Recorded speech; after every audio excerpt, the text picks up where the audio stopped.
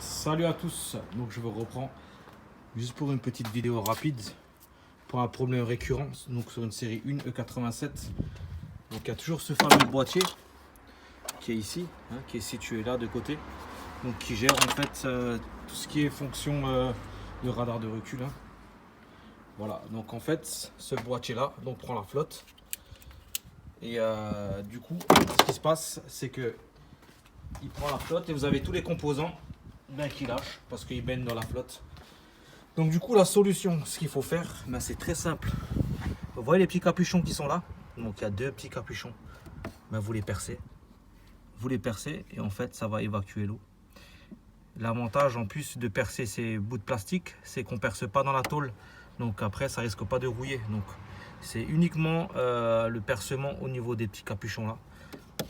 Donc après lui il viendra se remettre ici dans son logement, dans sa grille que je viens de retirer. Voilà, donc du coup faites ça et vous aurez plus du tout de soucis parce que l'eau qui va s'infiltrer, soit ça provient du joint et puis étanche, mais souvent ça vient du phare. Alors honnêtement j'ai changé le joint du phare qui est là, donc, qui est ici, le fameux joint, mais ça n'a rien changé.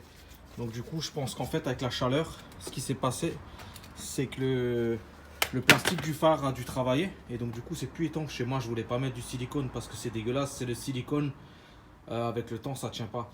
Donc du coup laissez foutre la paix à votre phare tout simplement et faites ça. Donc prenez un gros forêt assez conséquent, voilà quoi, et vous percez le premier capuchon ou le deuxième. Moi après sur celui-là je l'ai un peu dédoublé, vous voyez, et là sur celui-là qui est là, boum, un petit coup là avec la visseuse et là vous n'aurez plus jamais de problème de noyade de votre fameux boîtier là.